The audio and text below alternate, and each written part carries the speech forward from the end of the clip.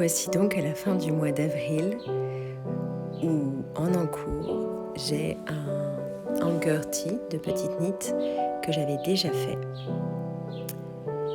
On commence à profiter du jardin et c'est vraiment très très agréable.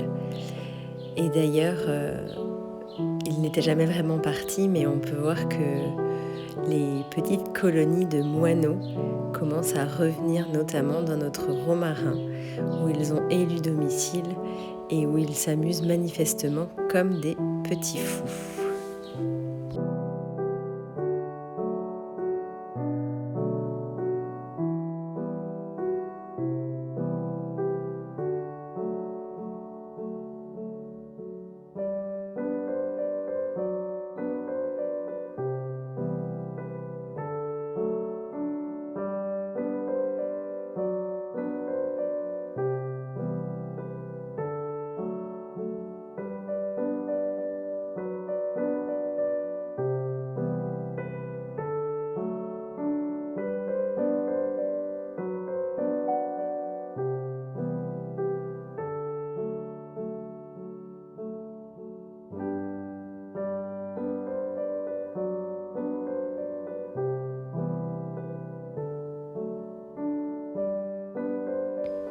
Pour ce top, on tricote successivement plusieurs zones de côte les unes après les autres et on vient continuer en raglant avant la séparation des manches et du corps et on finit de façon relativement très classique en tricotant en rond pour la mesure qui nous convient. Entre chaque section de côte, on va venir augmenter selon les indications du patron et ça fait quelque chose de très homogène, très joli, que moi j'aime beaucoup. Pour cette pièce, j'ai décidé d'utiliser une laine que j'ai trouvée chez Action, qui pour le coup ne m'aura pas coûté trop puisqu'elle était à la modique somme de 2,50 € je crois la pelote, et il m'en aura fallu 2,5 €.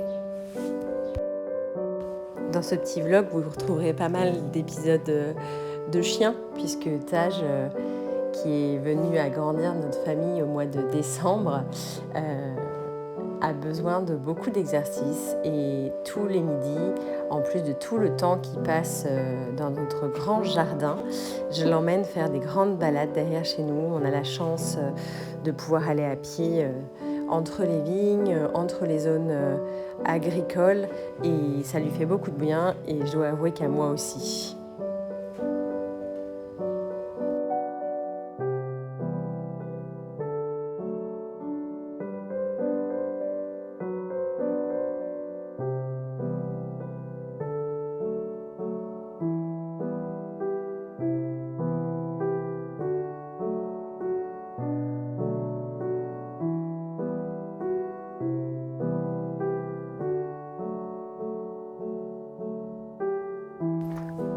On a l'immense chance en Charente d'avoir énormément d'endroits où on puisse se promener, ce qui était déjà le cas dans notre ancienne région. Mais là, on profite au maximum des prémices du printemps en allant nous promener au maximum. Et puis, Raphaël a demandé à expérimenter la teinture de la laine. Donc, il met en écheveau une pelote de drops pour pouvoir teindre à l'aulne. Donc c'est des petites choses qu'il a ramassées dans la nature et dont on a trouvé dans un de mes livres de teinture végétale que ça teignait entre le marron, le jaune et le vert.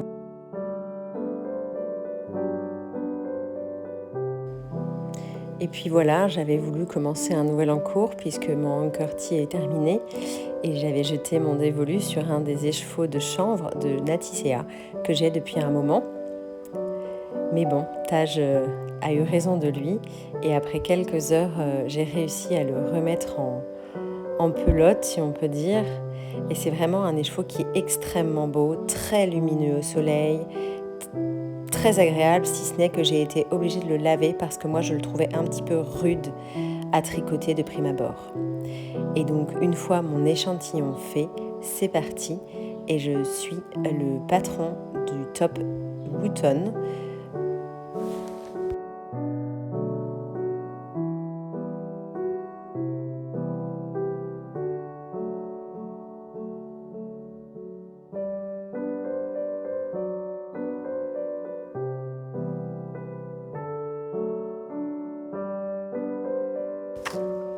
Donc c'est un patron qui est designé par Xiaowei Design, qui est vraiment très joli, dont le patron de base a aussi été fait avec cette qualité.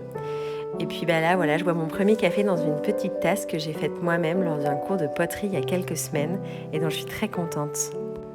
On est début mai et déjà la vigne autour de chez nous a explosé. Les sarments ont commencé à bien pousser, on commence à deviner plus ou moins les grappes qui se forment. Et puis j'ai eu envie de commencer un nouveau projet en associant ces deux laines. L'une est un BFL Superwash et l'autre un mélange merveilleux d'alpaga, soie et lin. Et pour ces deux laines, bleu et beige, je vais tricoter un patron de petite knit qui est un sac de marché, si on peut dire. Et puis ça doit être comme les Granny Square, c'est très à la mode, ce genre de petites choses rétro. Bon, j'ai commencé hier le fond du sac et je suis pas du tout convaincue par cette alliance de coloris. Du coup, c'est bye bye le BFL beige et je vais me mettre en quête d'un autre coloris beaucoup plus clair qui laissera place davantage au bleu qui est vraiment très très beau.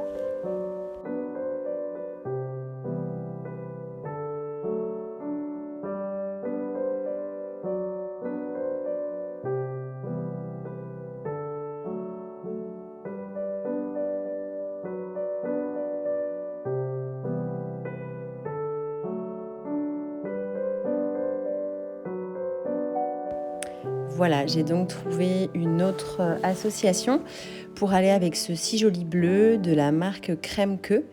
Et donc, c'est un fil qui est issu du recyclage, notamment de coton et de jeans, de matières en fait qui viennent de l'industrie textile. Voilà. Et j'ai acheté ces nouvelles pelotes dans la boutique de Cognac qui s'appelle My Little My et qui est une très jolie boutique que je vous conseille vivement de visiter si vous êtes de passage sur la ville.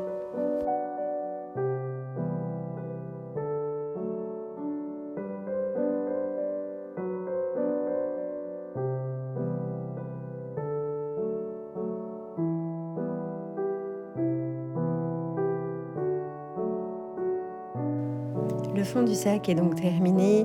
C'est une alternance d'augmentation tous les X mailles et ce, un rang sur deux, de façon relativement classique.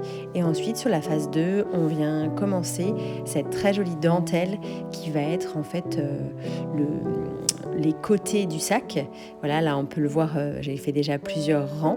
Ça se tricote sur 2 rangs et c'est vraiment pas compliqué, mais c'est quand même en fonction des aiguilles que l'on utilise un peu sportif, surtout qu'au tout début on n'a pas assez de mailles sur les aiguilles pour pouvoir faire vraiment, en tout cas moi j'avais pas un câble assez petit et mes aiguilles sont quand même relativement longues, donc c'était un peu pénible.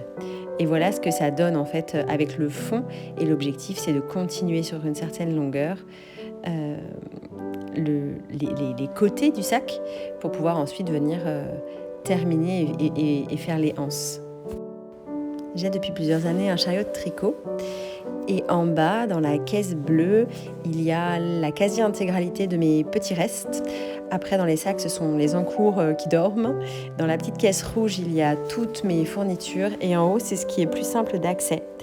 Et sur les conseils de ma grand-mère, j'ai un cendrier dans lequel je mets toutes mes petites aiguilles, mes marqueurs, les fils quand je les coupe, quand il y a des excédents de fils à rentrer. Et ensuite, j'ai 2 petites boîtes dans lesquelles je mets mes marqueurs. J'ai aussi des petites agrafes, mais ça c'est plus pour la couture, mais elles sont toujours là. Et ensuite, c'est là où je vais mettre les petites choses que j'utilise plus facilement et qui doivent être à portée de main quand je tricote. Alors en théorie, il est toujours avec moi, ce chariot de tricot, sauf que depuis qu'on a notre adorable petit chien, enfin petit, il faut le dire vite, il est caché.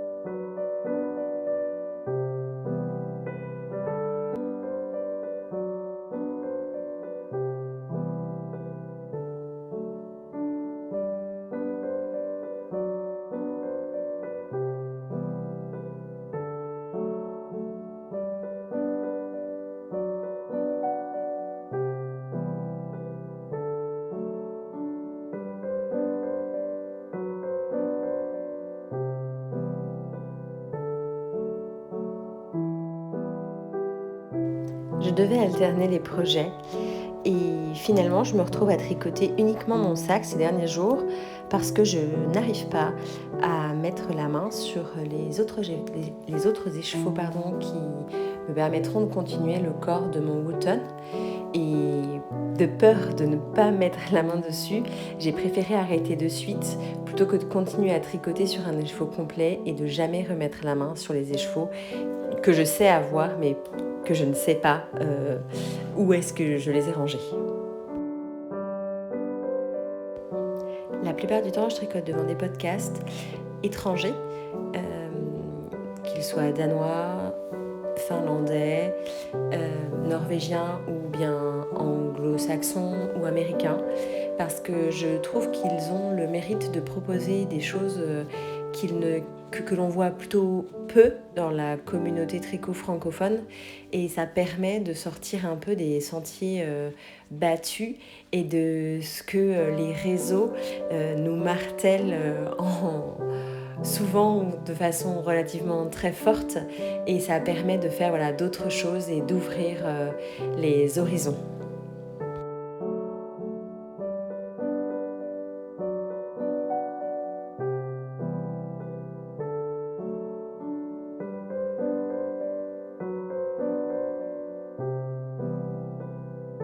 J'ai choisi d'intégrer à ce vlog la partie teinture que Raphaël va réaliser avec les petites noix d'aulne. Et donc ensemble, on va vous montrer toutes les étapes que nous avons réalisées pour la teinture de cet écheveau qui est en réalité une pelote de Népal de Drops. Et donc voilà, avec son aide et surtout un livre sur lequel je me suis appuyée, on va teindre cet écheveau absolument blanc. Je pense que c'est de la laine non teinte, qu'il n'y a pas de surteinture, en tout cas je suppose.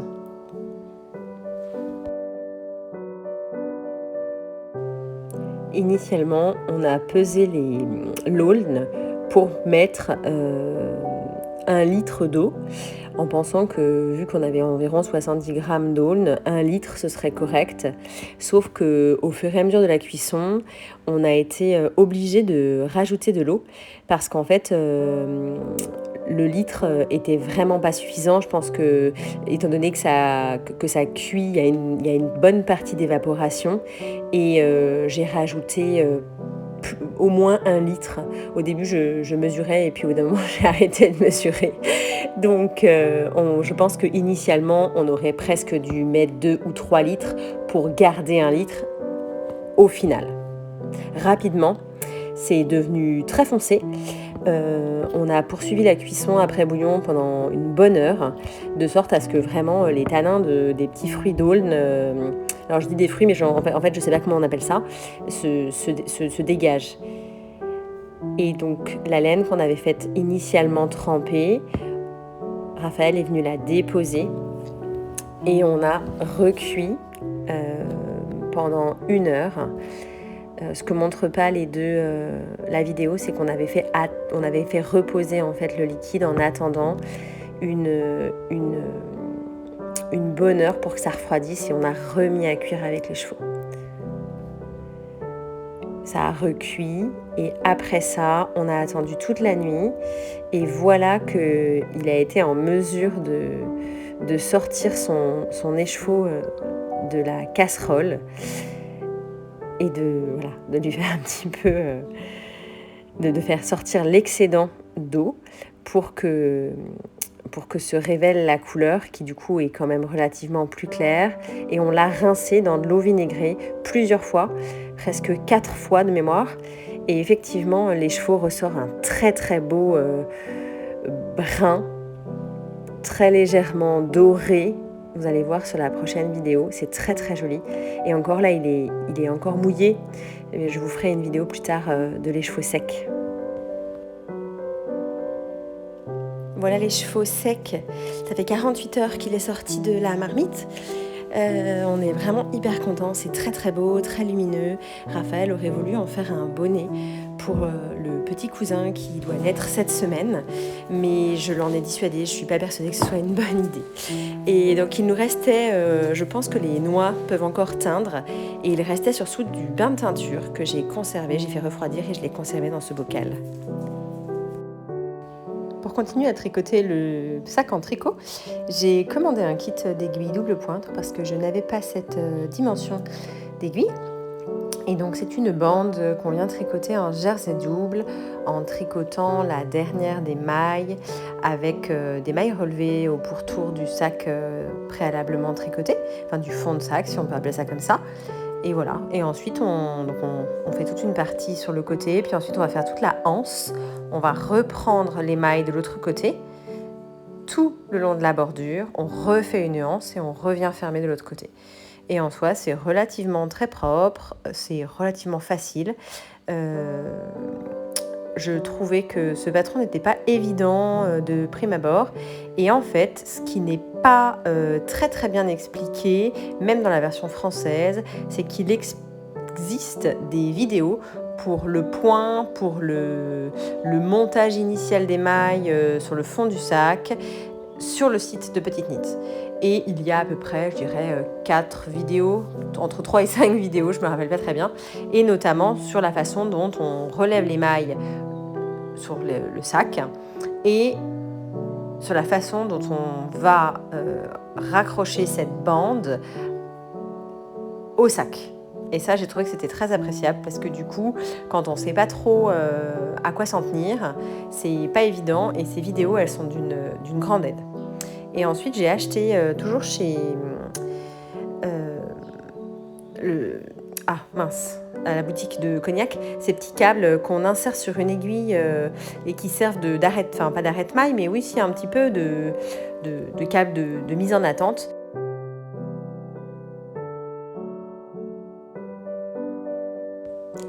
À ce moment précis, alors que je suis en train de continuer à tricoter la bande de l'anse du sac, je réfléchis au projet que je pourrais tricoter en utilisant la fin du bain de teinture d'Aulne que nous avons fait avec Raphaël, car ce que j'ai mis dans le bac est en train de moisir. J'ai retiré la partie supérieure, seulement je pense qu'il faut vraiment rapidement l'utiliser et teindre quelque chose avec. Et j'aimerais faire une surprise à Raphaël, peut-être pour son anniversaire, en teignant des écheveaux que j'ai achetés il y a très très longtemps sur un site lituanien et en lui tricotant un pull dans la laine de son bain de teinture en fait. Et j'ai pensé à un projet de Petite Knit, alors peut-être quelque chose de simple, peut-être quelque chose avec des rayures, je sais pas encore, peut-être que l'uni serait mieux quand on teint avec de la teinture naturelle en amateur, étant donné que les couleurs se fixeront pas de façon merveilleuse. Je pense que ce serait le mieux. Donc là, on peut voir aussi, je change de sujet, que voilà, l'objectif, c'est ça, c'est de tricoter suffisamment long pour revenir le prendre de l'autre côté. Alors, je pense pas que ce soit ce côté-là en réalité, mais c'est le principe. Et là, aujourd'hui, je porte mon Blossom Cardigan de Elong avec Anna dans une laine de chez Martin's Lab que j'avais acheté à Édimbourg il y a quelques années, en 2018 très exactement. Et je vais vous montrer l'autre qui pour le coup est très très beau et que j'aime beaucoup et que je porte peut-être pas assez souvent à mon goût, malgré le fait que je l'aime énormément.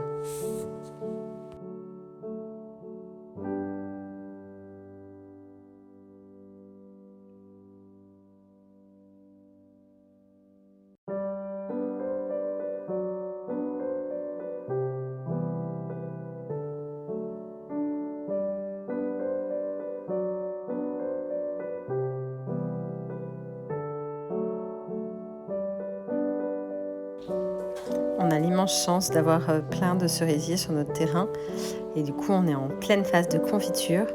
Le plus compliqué dans la confiture, c'est quand même dénoyauter les cerises, en tout cas pour les petits fruits.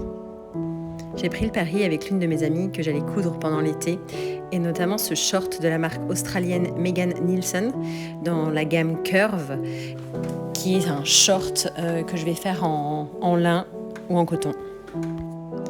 Et puis voilà le top que je vous ai montré au tout début de ce vlog, qui est le Anchor Tee de Petite Knit dans un polyester de chez Action, que justement j'ai tricoté pour aller avec cette robe blanche qui est à très fine bretelle et qui, bon, en fonction de la météo, c'est sympa d'avoir quelque chose par-dessus quand même. Raphaël a demandé récemment s'il était possible que je lui tricote des chaussettes car la dernière paire était devenue un peu petite, et j'ai trouvé ces 2 écheveaux dont le coloris vert qui s'appelle Lichen n'est plus reproduit, il est discontinued comme ils disent les Anglais, et du coup je vais lui faire la chaussette dans le coloris vert et tout ce qui est bout, talon et côte dans le coloris marron s'il y en a assez. Donc il s'appelle Automne. Voilà, et c'est un light sport, donc je pense que je vais avoir à peu près le même échantillon que ce que j'ai habituellement en 2,5. Je n'aurai pas fini mon brise bag, ça n'est pas très grave, il n'y a pas de compétition, il n'y a pas de timing imposé. D'autant qu'hier, j'ai eu la déconvenue de trouver le chien avec mon sac à projet dans le jardin, mâchouillant la pelote beige. Il avait réussi à couper le fil, donc c'est plus de peur que de mal. Un grand merci d'avoir suivi ce vlog pour le mois de mai. J'espère que ça vous plaira. J'ai été ravie de reprendre ces petites vidéos et je vous dis à très vite pour la suite. Bonne journée!